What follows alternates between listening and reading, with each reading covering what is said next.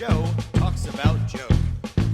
And now, your host, Joe Slepsky. Hello again, everybody, and welcome back to Joe on Joe. It is me, your host, Joe Slepsky, and this is the podcast where I've covered every episode of the DIC, the Sunbow, and even extreme versions of G.I. Joe, the animated cartoons. We've covered all the comic books and our Joe and Joe Illustrated stuff. We've had a lot of fun with this show over the years. We've done a lot of stuff, and it dawned on me recently, after conversation with a listener, when I say we've covered, if for all you new listeners out there, I mean go to the back catalog, search as far back as you can on the regular RSS feed. Most all of them are available on our Patreon page at patreon.com/JoeandJoePod. And you'll find what the original iteration of the show, which I guess, technically I haven't done in a good number of years, is we Mystery Science Theatered every single episode of the cartoon. So if you've got a favorite episode of the cartoon, there is a Mystery Science Theater version of it for you waiting on this feed. Me and a guest broke it all down. And yeah, the show's just morphed and transformed. So now I'm doing mostly comic book stuff. But that's because we've covered all the other stuff. So it's not a traditional review show, in case you've never heard the old school stuff. It is us watching it with you. It is a watch along. This always was designed to be a watch along podcast.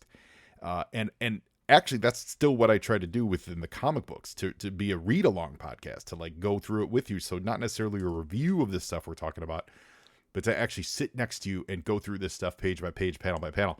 That's always been my driving goal with this. So, so if you've never heard that, the very first iteration of the show, check it out, because it's fun. It's a lot of fun. It's like the first 200 episodes of this show are all us Mystery Science Theatering episodes of the cartoon.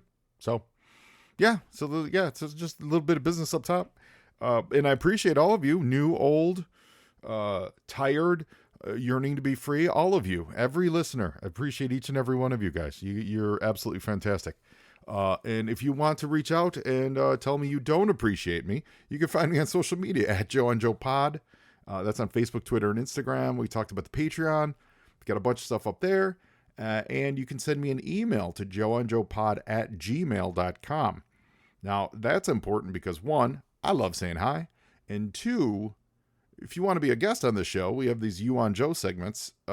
Please reach out. Let's get you on the show. It's very easy. And it's very fun to do. So a nice lighthearted conversation about your favorite thing about G.I. Joe.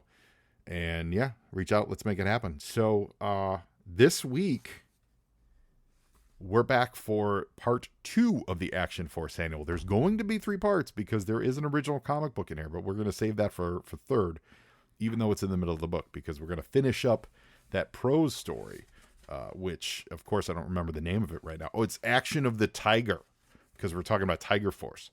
So before we get into that, I first want to talk about our wonderful sponsors, the Movies in a Meal podcast. In the beginning of time, the smallest organism gained sentience and thought to itself, I really need a good meal. Then, a bunch of other stuff happened, and finally the Lumiere brothers started showing movies in France. This was all the inspiration that fellow broadcasters Brad, Keith, and Ben needed to combine these two primal needs into the Movies in a Meal podcast. The Movies in a Meal is one of the most casual and relaxing film talk podcasts you could ever listen to. These 3 friends enjoy a good meal together while talking all about the movies. And not just reviews. They do favorite lists, comparison discussions, genre talks, anything and everything that you can think of. They've even broken their solemn promise inherent in the name and branched out into TV talk. So I love the variety of films they bring to the table. They cover new releases, classics, cult films, often in one episode. It's really a delight to listen to, and it has something for every movie fan out there to enjoy. So if you're looking to grow your podcast library, if you eat meals, and if you've ever seen a movie, then you should give Ben, Keith, and Brad a listen and subscribe to the Movies in a Meal podcast. They've been a great sponsor to this show. I love the Movies in a Meal podcast, and I'd like all of you to love them too. And gang, it is Oscar time. So it is movie award season. It's time to talk about movies. Give them a listen. They're really fantastic. And even more than that, they've been a great sponsor and supporter of the show. They've really helped keep keep the lights on and keep the engine running here. So give them all the support and love you can. Speaking of movies, I saw that Iron Claw movie over the weekend. I know there's a lot of wrestlers out there. Wrestlers. There may be wrestling fans out there listening. I know there's a huge crossover between the Joe community and the wrestling community. Great movie. I really enjoyed it. And I know a lot of you know that the Von Erich story. I knew a little bit of it. I'd seen, I think the Dark Side of the Ring about it. But I never grew up with them. I grew up more of a mainstream WWF guy instead of like the NWA or they were, what were they, the WCCW or something? The regional stuff. I wasn't really into that when I was a kid. So, man, that movie really dramatizes it, and it really brings it home. Wow, what a heartbreaker of a story that is. If you have any like old school wrestling connection in your heart, or you used to watch it when you were a kid, or even if you haven't heard of them, it takes place in and around that wrestling scene from the late 70s, early 80s, and through the very early 90s. Man, they took dramatic liberty at times, sure, but it's not a feel good. Let's just put it that way. It's not a feel good story. But I did enjoy it. I really did enjoy it. Zac Efron did a great job, and then that kid from, I'm sorry, I can't remember his name, the kid from The Bear, which I love The Bear. He did a really good job. Everyone did. It's a solid movie. So go check out that Iron Claw. Speaking of Iron Claws, we're talking about Tiger Force this week, gang. Do you remember last week? The Tiger Force team was dealing with interpersonal turmoil as defined by Psych Out. They weren't getting along. They were having arguments. Duke was trying to figure out how to keep them all together. Scarlet and good old what's his name? We know his name's Ghost Rider, but good old what's his name in the story, the pilot of the stealth jet. They're being held captive, and by the it's not Mujahideen. I forget what the name of the rebel group that I was absolutely butchering the pronunciation of it last week, so I apologize. But they're being held, the Muhammad. They're holding them, and Cobra's on their way to get them, and presumably also the technology of the stealth fighter. And so Tiger Force has to go in to get them out. But Duke's run into a wall of just bickering. Boys will be boys. They're just arguing. So we're going to dig into that. Further in this annual, there's a intelligence profile on Duke. There's a nice drawing of him in his Tiger Force outfit. We also get a tactical arms compendium of the X-19 Phantom jet, the one that got shot down in the first part of the story. So these are like file cards for them. We've also got an intelligence profile on the Iron Grenadier. It's a fun drawing of him. This is just specifically Destro's Cobra or Destro's soldier. We've got this comic book, new original comic story piece of the action, which we're going to get into next week. That's all dogfighting and airplane stuff, so that's going to be a lot of fun. And we also have got an intelligence profile on Slipstream, of course, who flies the Conquest X-30. I love the X-30 Conquest. I thought that was a great toy. I remember when we talked about it on Joe and Joe. I remember there was an episode we went over, and what dawned on me is the reason it was so great is it fit perfectly into your hand. Like the way that the wings were crossed in the back made it like you could wrap your fingers and your thumb like in the back of it, and you could just hold it, and it just became like an extension of your arm. I don't know if that's how you guys held the X-30, but that's how I did. So it was like tailor made for your arm to be that plane, and just really perfect fit like a glove. Plus the inverted design was always really cool and everything. I really dug the X-30. That was a really great toy. And we get an intelligence profile on Wild Weasel. Of course, Wild Weasel. The file card that as a child made me think he actually had a speech impediment because it said he cut his teeth. I believe it was the wilds of Borneo. That is off the top of my head. I'm not looking at this profile. And the phrase cutting his teeth I had never heard before, so I thought that literally meant he had bad teeth, and that's why he wore that mask all the time. Therefore, he spoke with a speech impediment. That was my headcanon. I don't know if it was anyone else's. But but it certainly was mine. I believe until I was in my late 30s doing a podcast about G.I. Joe. Anyway, so, or in the late 30s. No, I was in my 40s when I started this thing. Ay caramba. Anywhoots, Action of the Tiger Part 2. Here we go. Friday, 9:46 hours. 9:46 hours. In Tetrad in the Jordanian desert. The crowds grew with daylight. Outlaws, tribesmen, nomads from the hills, thronging into the dead city to see this most remarkable of events. With them, in unmarked jeeps or larger ATVs, were suited men who represented a wealth of nameless entities, all alerted to the auction, all invited by the Muhammad through their gun-running contacts. All had come with the capacity to spend billions to acquire the prize. Tetrad reeked of potential money and of tension. Armed Muhammad warriors packing brand new H&K, I believe that's Heckler and Koch, right? Assault guns instead of their old Lee Enfield rifles, undoubtedly the result of several pre-sale Goodwill gifts, patrolled the walls and the crowds, watching like hawks.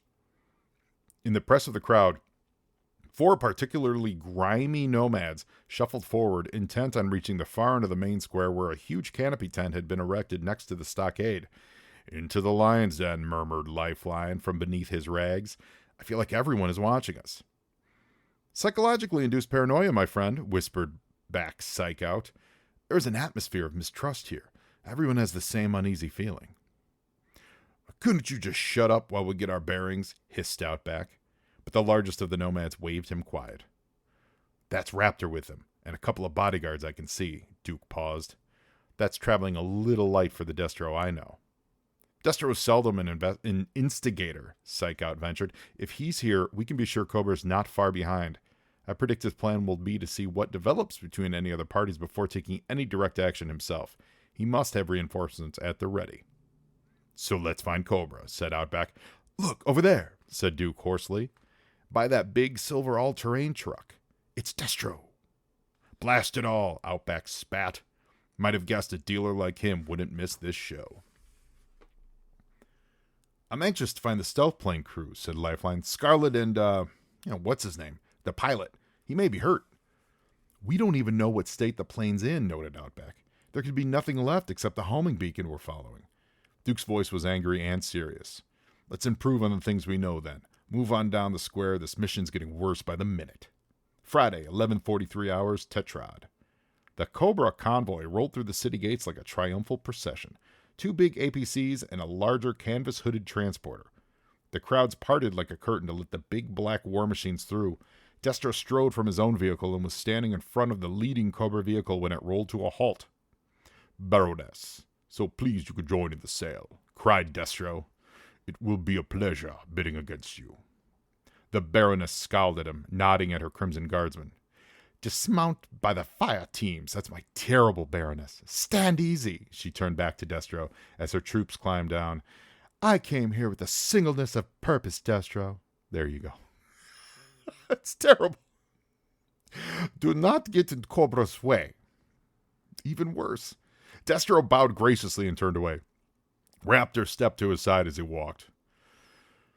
"The Baroness has 36 elite troopers with her," reported. Okay, that's Raptor talking like Destro. Reported Raptor, plus Wild Weasel, the Cobra pilot, undoubtedly ready to fly the stealth plane out. I did not see Storm Shadow. "The ninja has entered the city by other means," said Destro curtly. "That is his way. He will head straight for the plane. Alert the Iron Grenadiers and find the ninja. Hostilities may begin sooner than we think." Friday at 11:59 hours, Tetrad. Away from the square, the ruins of what must have been a granary centuries before provided them some shelter from the eyes of the crowd. Duke snapped open the clip on his polished long-slide Colt, peered at the contents, and then holstered it again underneath his robes. Above, in the ruins' rafters, doves fluttered and roosted. With Outback, Uzi held ready, covering the doorway. Duke took out the comlink from Psych Out. "Tiger Intruder team to Tiger backup, over." "Backup here," Wild Bill speaking. "Go ahead," Duke crackled the set. Inside the city now. Massive nomad presence. Estimate over 18. 1-800. Also Cobra, 3 dozen CGs and 2 APCs and a transporter. Also Destro with personal minders. Believe Destro has backup nearby. Target believed to be under a large canopy at the far end of the main square. Captured Action Force personnel, Scarlet and the pilot, held on stockade. We will move in the next 4 minutes. Primary objective, the plane. Secondary objective, our captured personnel. Stand by to move in and support on my command. Open your sealed orders now. Wait. Duke out. Duke turned to his 3 companions. Let's do it, he barked, and the quartet melted into the shadows of the jumbled alleys beyond. In the silence of the deserted granary, another shadow moved. Storm Shadow relaxed the arrow he had pulled in his frighteningly powerful composite bow and returned it to his quiver. He mentally noted that Action Force had done well to get this far, then he slipped into the darkness after them. Friday, 12:01 hours. Desert Canyon, 1 kilometer west of Tetrad. Wild Bill took off the headset and looked around at Roadblock, Frostbite, and Tripwire, who stood waiting by the Tiger Cat and the Tiger Paw parked in the gulch. Let's see them then, he called. Tripwire pulled the sealed envelope from his fatigue jacket, dropped it, picked it up with nervous fingers, dropped it again, struggled with the seal, dropped it, struggled again. Give me that, fool! Bellowed Roadblock, and seizing the envelope from the eternally jittery explosives expert, tore it open. Authorization. Action of the Tiger, he read. In the event of... Oh, man, you're not going to believe this. He handed the folder to the others. Action of the Tiger, mused Wild Bill. That's Shakespeare, Henry V. In peace, there's nothing so becomes a man as modest stillness and humility. But when the blast of war blows in our ears, then imitate the action of the tiger. Well, I hope it ain't going to come to this, said Tripwire, waving the order slip. We'll just have to wait for that. Blast of war, I guess, returned Bill. Get set. I'll get you back to my chopper. You know what to do. Unfortunately, said Frostbite. Friday, 12:06 hours, Tetrad. With almost superhuman effort, Outback wriggled up the overhanging beam of the stockade and pressed face down into what shelter the top offered. Beyond in the square, the shouting and chanting had reached nearer a fever pitch. The auction was about to begin. Outback sat up in a crouch and moved tentatively forward. A hanging awning obscured most of his movement from the Muamud guards beyond. Scarlet and the pilot guy were chained up only a short space away. Already she'd seen his serpent-like approach, but had been sensible enough to keep it to herself. Just a few more meters, thought Outback. Then he felt the ice chill of steel at his throat. Do not move. Desist in your attempt to free your colleagues. Depart now, and I will spare you and your team. You have the word of Storm Shadow. Outback swallowed, and he tried not to blink. He could not see the ninja who pinned him down, but he could feel the razor edge of his sword well enough. He couldn't resist, yet he couldn't comply. I'm under orders, he gasped. I can't. Then I'm sorry, noted Storm Shadow. It was at that moment that Scarlet, who had watched all of this in horrified silence, took a chance and did the only thing she was free to do. She screamed in perfect Arabic, Guards! The Muamud on the far side of the awning sprang around like lightning, the first of them clambering over the cloth barrier and loosing a 3-shot burst at the 2 grappling intruders. As if the world were filmed in slow motion around him, Storm Shadow tossed Outback to one side and cartwheeled away from where he had been. The Muamud's rounds chewed into the vacated boards of the stockade. In another second, the Muamud was flying back off the stockade, dead, silenced by a single blow from Storm Shadow's fist. His fist! 2 other Muamud guards turned to watch his fall in surprise and did not even see the blade of the katana as it sliced through the awning toward them. Chaos erupted in the crowd beyond as they heard the firing and saw the bodies fall. In a moment, the chaos would turn into a panicked free-for-all. Outback rolled to his feet from where he had been flung and had his Uzi leveled at Storm Shadow's chest as the ninja wheeled from slaying the other 2, Muamud on the other side of the awning. I'm giving you the same choice, said Outback. Back off and you'll live. Storm Shadow's sword was still raised. Again, I'm sorry, he replied from behind his mask. Outback fired 5 rounds before Storm Shadow's katana sliced through his Uzi. The ninja's blade deflected 4 of them. The 5th and final one smashed into his left shoulder. The impact slowed the Cobra warrior just enough to allow Outback to roll clear of the second sword blow, which severed 3 planks of the stockade. But there would be no dodging the 3rd. Storm Shadow leapt over his crawling opponent and raised the sword for the killing blow. And 5 pounds of furious Arabian eagle ripped into the back of his neck. Friday, at 12:11 hours Tetrad. "Tiger, back up!" yelled Duke into the comlink. "We need you now!" The main square of the dead city was turning into a battlefield as the tensions of all the rival groups of nomads and dealers exploded when the first shots rang out. The air shook with sustained automatic fire, and some fool was letting off grenades. Through the carnage, Duke saw the Baroness, Crimson Guard's division, laying down a net of suppressing fire and advanced slowly towards the tent where the stealth plane was held.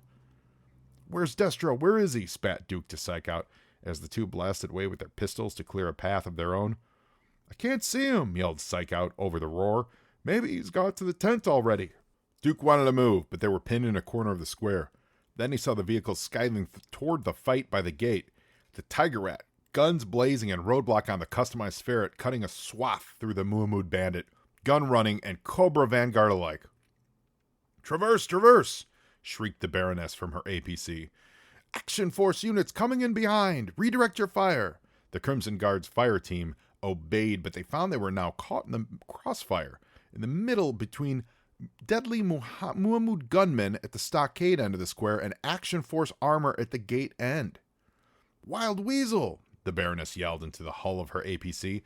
"Get suited up! We're going straight for the goal, and I want you ready to fly the bird out at a short notice." Real quick, I love the idea that Wild Weasel's not in his flight suit. Like, get suited. Like, what's he wearing? Across the square, Duke slammed in a new clip and turned to Psych Out. "The cat and the paw have taken Cobra's heat off us. Let's get to the tent before anyone else does." And the two of them ran like devils toward the stockade as a hell of fireballs exploded all around them. Friday, 12:19 hours Tetrad. Scarlet rubbed her sore wrists as Outback freed her co-pilot. "You okay?" she asked the Australian survivalist. "It was close, but yeah, I'm fine," he replied. "He's not," said Lifeline from nearby. The medic who had been waiting for Outback beneath the stockade was stooped over the unconscious, bloody figure of Storm Shadow. Actually, okay, he said he's not. He was talking about Storm Shadow. A few yards away, the hawk lay dead, felled by a throwing star. "The bird's talons were coated in poison. Storm Shadow is dying, and I'm not sure I can save him." "Save him?" exploded Thingy. So I guess they're talking about the pilot. They can't remember his name. "He was trying to kill us," added Scarlet. "He's an honorable warrior. He deserves respect," said Outback. "Do what you can, Lifeline, but quickly. We must get down to the tent and the plane as soon as we can." Lifeline set to work. Friday at 12:24 hours Tetrad. Duke and Psych Out sprinted up the last few yards to the tent mouth. Fallen Muamud warriors were scattered in the dust. "Someone's got here first," began Duke as they sprang through the canopy doors. Before them, in the vast tent, the battered but intact stealth plane sat at rest, but between them and it stood Destro and 24 of his fearsome Iron Grenadiers. Duke and Psych Out skidded to a halt. "A brave attempt, but you have come in second in this race." Destro glared at them. He turned to several waiting Grenadiers. "Prepare this to be towed out of here. The rest of you escort me and the prisoners back to my transport." Duke and Psych Out, hands on heads, led the group back out the tent into the war zone outside. "Well, that's it then," whispered Psych Out. "No choice now," replied Duke, and thumbed on his comlink he had dangling by his face. "Action of the Tiger," he said. The Tiger Cat at the far end of the square spun about to face them, and in a blinding flash loosed all of its missiles in their directions. "Down!" screamed Destro, as the tent and all it contained was vaporized in a wall of white heat behind them. The shock of the conflagration seemed to silence the battle. All the various participants looked at the blaze in horror. Duke, Psych Out, Destro, and his men climbed back onto their feet in the glow of the fire. Duke was aware of the Baroness and a squad of Crimson Guards rushing up on their left, and of Outback, Lifeline, Scarlet, and the stealth pilot hurrying through the stunned nomads on their right. "Now there can be no winners," he told Destro. I guess Duke doesn't talk like Destro, does he? "True," said Destro, "but some can lose more than others. With the stealth plane gone, there are few obstacles between myself and the Baroness. We have a common foe." The Baroness smiled coldly at Destro, and at once Duke and his ragtag colleagues were penned in by the Iron Grenadiers and the Crimson Guards. "Thanks for trying," Scarlet said to Duke, but Duke just smiled. One of the Cobra APCs rippled and disintegrated under intense fire. Above the square, Wild Bill's Tiger Force chopper hovered on silent rotors. Its loudspeaker crackled into life. This is Wild Bill here, Destro, Baroness. Nice to see you. You especially, Baroness. Now, you see, Action Force has seen it proper to refit this old Dragonfly Whirlybird with a minigun that delivers ultra-velocity depleted uranium ammo. There ain't no armor on Earth that can stop that, as I think I just demonstrated with that APC. Sorry, Baroness. Now, guess which two people my laser designator is programmed to hit if hostilities restart? Ah, you got it. So, in the words of Moses, let my people go. Or the Baroness and Destro by the farm, he added for good measure. See you again, maybe. Duke smiled as he and his team walked through the silent crowd, mounted up on the Tiger Cat, and with roadblocks Tiger Paw in the lead, thundered out of the city. Thank you, echoed Wild Bill's loud hailer, and then the chopper too was gone. Destro, began the Baroness. Destro held up his hand. There are a large number of heavily armed nomads, bandits in the city, and we are both less than popular with them. I suggest we join forces, save our skins, and leave the recriminations till later. Friday, 12:49 hours, open desert beyond Tetrad. Well done, Tiger Force, said Duke to the others, riding up with him on the Tiger Cat. Desperate measures called for desperate actions. I think, despite the loss of one multi-billion-dollar stealth plane, we can still call that a victory. He turned to psych out, and don't worry, he added. I'll see to it that Tiger Force won't operate together as a fighting force again. He smiled. At least for a week or two anyhow. Friday, 1300 hours, Tetrad. You shall not have died in vain, brave hawk, muttered Raptor to the corpse of his fallen pet on the stockade. He eyed the body of Storm Shadow nearby with obvious satisfaction. You have won a great victory, my bird. But Storm Shadow slowly got to his feet, his blood flecked-faced, turning to the Raptor with a sinister slowness. But you're dead, Raptor stammered. I can think of only one reason that I survived. Action Force, you are in my debt for a while. You, I will kill when the moment is right, but it is not now. Our leaders have joined forces against the nomads and are fleeing this city. Distasteful though it is, we must work together, as our forces are doing, in order to live. Raptor nodded grimly and picked up a fallen machine gun. I understand, he said. I'll be watching you, Raptor, said Storm Shadow. Of that be certain. Raptor knew better than to doubt the word of a ninja. He wouldn't be sleeping too well from now on. And that's it, man. I dig it. I like that story. That was pretty good. Sorry for my terrible accents. Yeah, it's fun. I liked the ticking clock. I liked that they showed all this went down like really fast. Like it was start to finish over in it literally an hour. That was really fun. I also kind of like that, like, while they showed that the Tiger Force team got together and worked together a little bit, it wasn't all roses. Like, they weren't, it didn't end with, like, a moral, like a, now you know kind of moral. Like, hey, we all got together and got along and the mission went okay. Like, they're still not great together. That was really cool. And that, the mission itself wasn't a complete success. It was they had to blow up the airplane, the stealth fighter, in order to stop Cobra from getting the commands, the product, the actual technology of it. So so it was good. I liked it. That's a fun story. And the visuals are great too. They, just seeing the Tiger Force stuff in action, because we never really got a lot of that in the in the mainstream comic book stuff. That was never really utilized a lot. So to see more Tiger Force in action, even with just the few still drawings that are in here, which I guess I didn't cover those too much. I apologize. I got so wrapped up in reading the words.